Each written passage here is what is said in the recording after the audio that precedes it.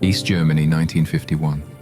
Along the muddy roads outside Soviet military bases, something strange was happening every night.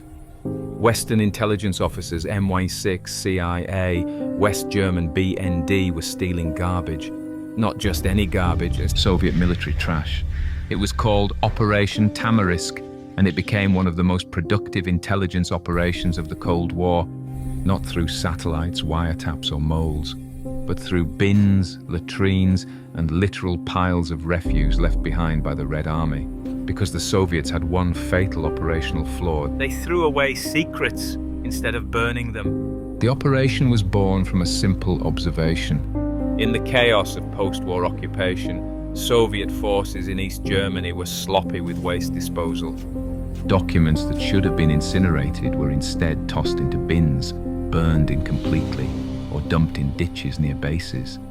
Western intelligence realized that what the Soviets considered worthless might contain fragments of classified information. Unit names, troop strengths, equipment codes, supply routes. So they did what any pragmatic spy would do.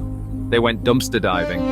MI6 launched the British version in 1951. The CIA followed with their own collection teams. West German intelligence, the BND, ran the ground operations, recruiting agents who could move freely near Soviet-occupied zones. The mission was simple. Intercept Soviet trash before it was collected or destroyed. The execution was anything but. Agents worked at night, dressed as sanitation workers, farmers, or local civilians. They carried false identification, garbage bags, and sometimes shovels. Their targets: rubbish bins outside Soviet barracks, field latrines, burn pits, rail yards, and vehicle depots. Every scrap was catalogued. Every crumpled paper, every burned fragment, every stained document was collected, photographed, and analysed. Because in espionage, even trash has a classification. What they found was staggering. Handwritten notes from Soviet generals, names, orders, meeting times, troop movement maps with unit markings and deployment schedules, technical manuals for radar systems, tanks and artillery, sometimes torn out and used as toilet paper, medical waste from military hospitals, including contaminated gauze and syringes from soldiers exposed to radiation during Soviet nuclear tests. Even personal letters from homesick conscripts revealing morale problems and internal grievances. The Soviets weren't just careless, they were systematically discarding intelligence. The most valuable finds came from field units. Soviet officers in the field often lacked proper incineration equipment, so classified documents were torn up, half-burned, or simply buried.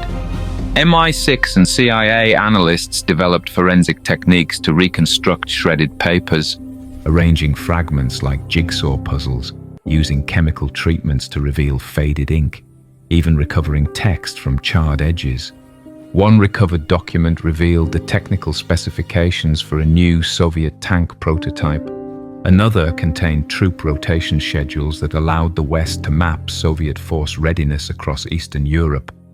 A third, found in a latrine, was a classified memo about radiation exposure among Soviet engineers working on nuclear weapons.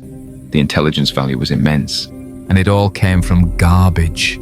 But the operation's true genius wasn't just collection, it was logistics.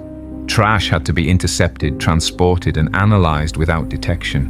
Western agents used false bottom trucks, sealed containers disguised as sewage tanks, and even hollow fuel drums to smuggle material across checkpoints. Some operatives posed as agricultural workers, hiding documents inside bales of hay or beneath loads of potatoes. Others worked as railway maintenance crews, retrieving Soviet waste from train cars before they left East German territory. Every route was planned to avoid Soviet patrols. Every pickup was timed to coincide with shift changes or transportation schedules. It was espionage as sanitation. And it worked. The scale grew rapidly. By the mid-1950s, Operation Tamarisk was collecting thousands of items per month. MI6 established a specialized analysis unit in West Berlin, dedicated entirely to processing Soviet refuse. CIA teams set up mobile labs in safe houses equipped with microscopes, chemical reagents, and document restoration tools. Linguists translated recovered Russian text. Engineers analyzed technical drawings. Medical experts examined biological waste for evidence of Soviet weapons programs. Every piece of trash became a potential intelligence asset.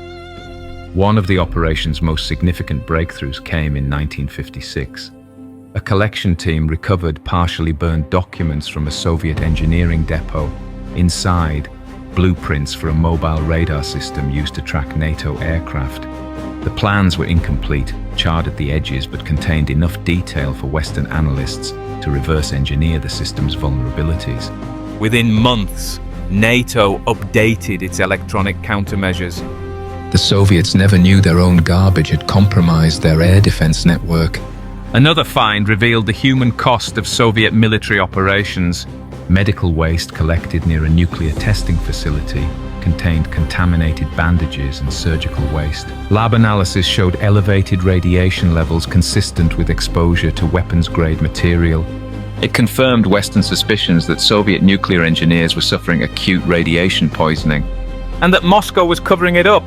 The intelligence wasn't just strategic, It was evidence of systemic negligence, later used to inform Western nuclear safety protocols. But the operation came with risks. Agents caught near Soviet bases faced arrest, imprisonment, or execution. East German border guards were trained to watch for suspicious activity near military zones, and trash collection became a counterintelligence concern. the Soviets began implementing stricter waste disposal protocols, mandatory incineration, witness destruction, and random inspections of disposal sites. Yet even then, compliance was inconsistent. Field units, stretched thin and under-resourced, continued to cut corners, and Western intelligence continued to exploit it. The collection methods became increasingly creative. Some agents bribed Soviet sanitation workers to delay pickups, giving Western teams extra time to intercept bins. Others posed as scrap collectors, offering to buy metal waste and sorting through it for documents hidden inside machinery or equipment. In one instance, a CIA operative disguised himself as a Soviet quartermaster, walking directly into a military depot and requisitioning waste materials for recycling. He left with 2 truckloads of classified refuse. The absurdity was the camouflage. By the 1960s, Operation Tamarisk had expanded beyond East Germany. Collection operations ran in Poland, Czechoslovakia, Hungary, and even inside the Soviet Union through recruited local agents. The CIA coordinated with Allied services, French intelligence, British SYS, Italian SYS-MI, creating a network of garbage espionage across the Warsaw Pact. Each nation contributed resources, and the intelligence was pooled. What began as opportunistic scavenging became a systematic multinational operation. The Soviets eventually caught on. In 1963, the KGB issued internal directives warning about Western waste exploitation operations. Field commanders were ordered to burn all documents, supervise disposal personally, and conduct surprise inspections of trash sites. But bureaucracy is slow, and habits die hard. Compliance remained patchy, especially in remote or understaffed units. Western agents adapted, shifting focus to railway depots, rear echelon support units, and civilian contractors who serviced Soviet bases. The operation continued, just quieter. One of the strangest discoveries came in 1967. A collection team in Poland recovered a Soviet officer's personal diary, discarded after a disciplinary incident. Inside, detailed complaints about corruption, black market trading among senior officers, and low morale in mechanized divisions. It wasn't classified intelligence in the traditional sense, But it painted a picture of institutional decay that Western analysts found more valuable than technical data. it confirmed what defectors had been saying, that the Red Army was struggling with internal rot, and the Soviets had thrown the evidence away. Operation Tamarisk ran for over 3 decades. From the early 1950s through the 1980s, Western intelligence collected an estimated 500,000 items of discarded Soviet material. Some finds were tactical maps, schedules, equipment specs. Others were strategic nuclear waste, policy memos, personnel lists, and some were simply human letters, diaries, medical records. Together, they formed a mosaic of Soviet military life that no spy could have infiltrated alone. Because espionage isn't always about infiltration. Sometimes it's about patience, persistence, and the willingness to dig through garbage for a single scrap of truth.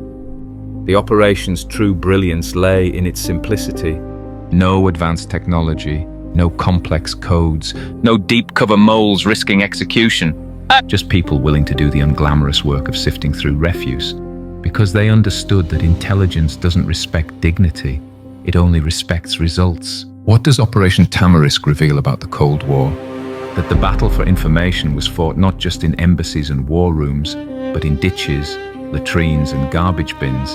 That the Soviets, for all their paranoia and control, made the same mistake every bureaucracy makes, assuming that waste is worthless. But in espionage, nothing is worthless until it's confirmed destroyed. And even then, fragments remain.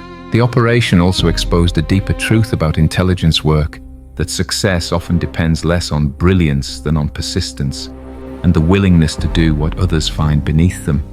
Western agents didn't decode Soviet ciphers or turn high-ranking officials, they sorted through trash. And in doing so, they built one of the most reliable intelligence streams of the Cold War.